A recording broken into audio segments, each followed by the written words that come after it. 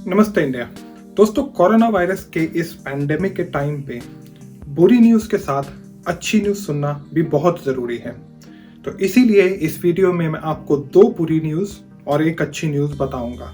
हमारे चैनल को सब्सक्राइब और शेयर करना मत भूलिए, क्योंकि हो सकता है इससे आपका या किसी और का फ़ायदा हो।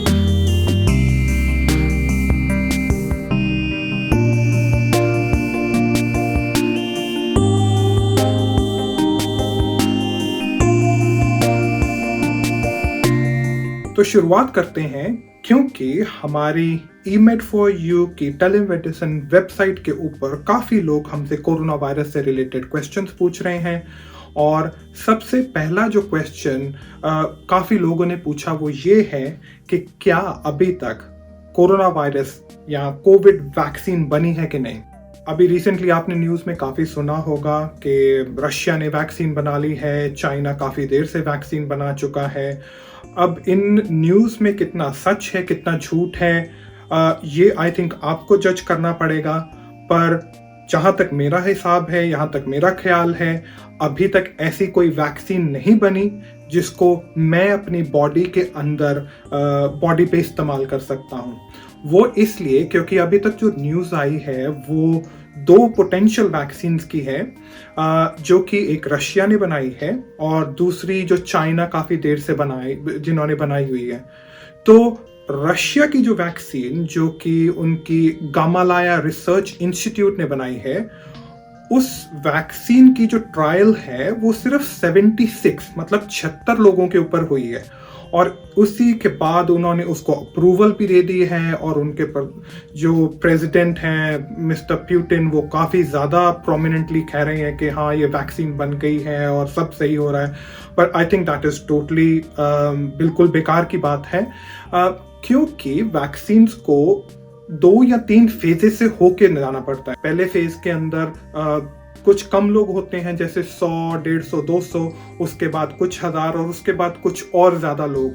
तो जब ये तीनों फेजेस के बाद वैक्सीन बनती है तभी उसको सेफ माना जाता है। अब पहले स्टेज के बाद 76 लोगों के ऊपर जो वैक्सीन ट्राई हुई है, आई थिंक वो वैक्सीन आई वोंट से कि वो सेफ है। दूसरी जो चीज़ है कि जो चाइना ने शायद वैक्सीन बना ली है, नहीं बनाई है, वो उनकी आई थिंक एक न्यूज़ में जो अभी चल रहा है वो ये है कि कैंसिनो बायोलॉजिक्स, उन्होंने वो वैक्सीन बना ली है और उन्होंने अपनी मिलिट्री पे ट्राई की थी।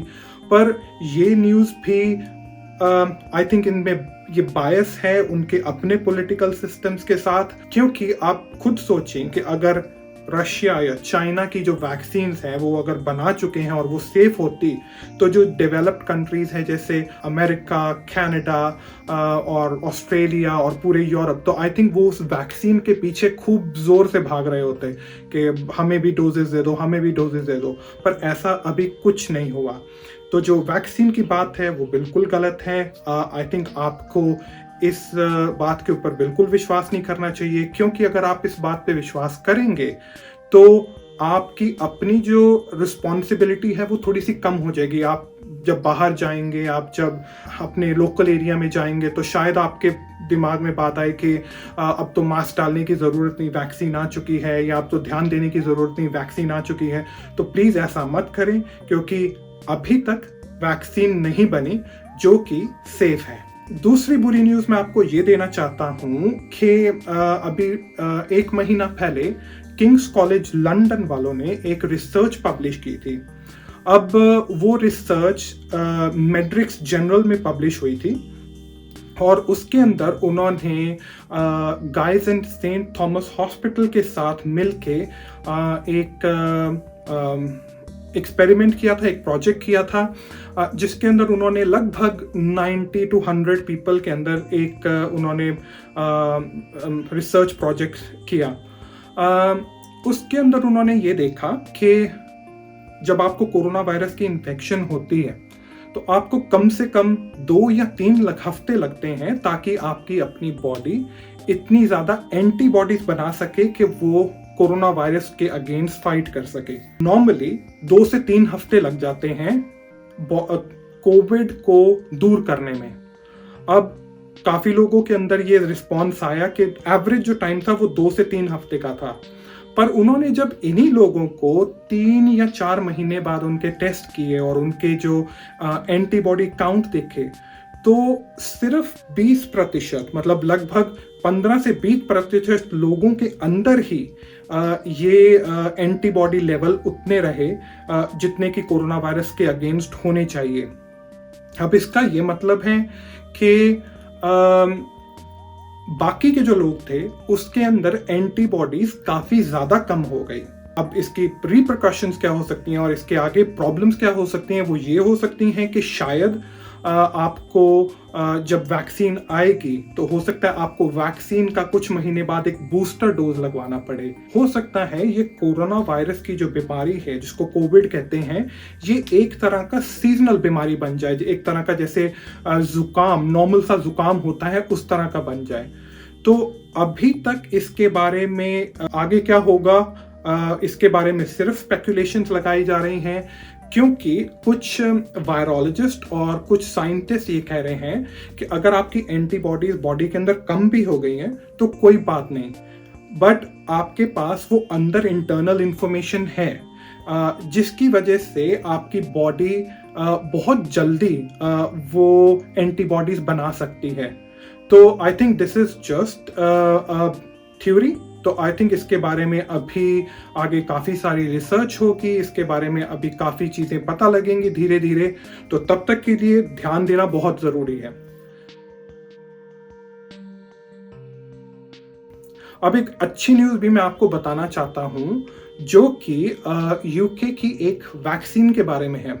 आई थिंक आपने अभी सुना होगा कि ऑक्सफोर्ड वैक्सीन की काफी ज्यादा चर्चा है, और just to avoid a conflict of interest, मुझे कोई उन वैक्सीन वालों ने कोई पैसे वगैरह नहीं दिए ये वीडियो बनाने को। ये सिर्फ उन क्वेश्चन का आंसर करने के लिए हैं जो हमारे सोशल मीडिया प्लेटफॉर्म पे और हमारी टेलीमेडिसिन वेबसाइट के ऊपर लोग क्वेश्चंस पूछ रहे हैं।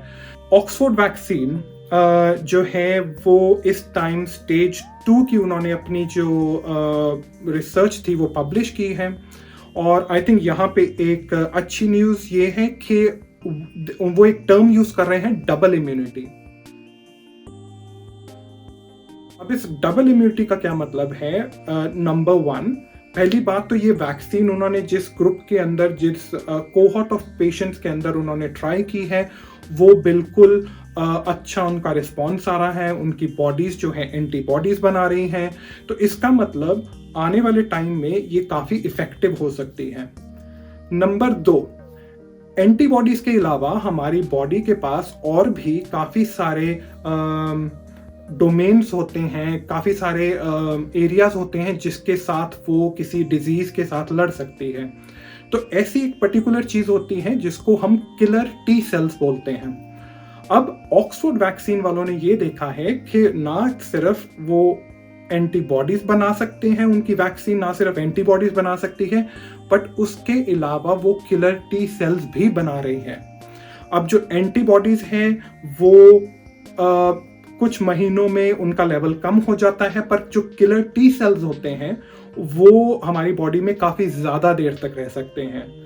तो आई थिंक ये जानना बहुत जरूरी है कि अभी काफी अच्छी रिसर्च चल रही है और इस टाइम ऑलमोस्ट 150 के ऊपर वैक्सीन की ट्रायल चल रही है। ऐसे वीडियोस हम आपके लिए बनाते रहेंगे, आपको कोरोना वायरस और कोविड के बारे में अपडेट देते रहेंगे। तब तक के लिए हमारे चैनल को सब्सक्राइब और शेयर करना मत भूलिए। और अगर आपके पास कोई क्वेश्चंस हैं उन्हें प्लीज हमारे कमेंट सेक्शन में भेजें ताकि हम उनके बारे में कुछ और वीडियोस बना सकें। तब तक के लिए अपना ध्यान रखें। नमस्ते।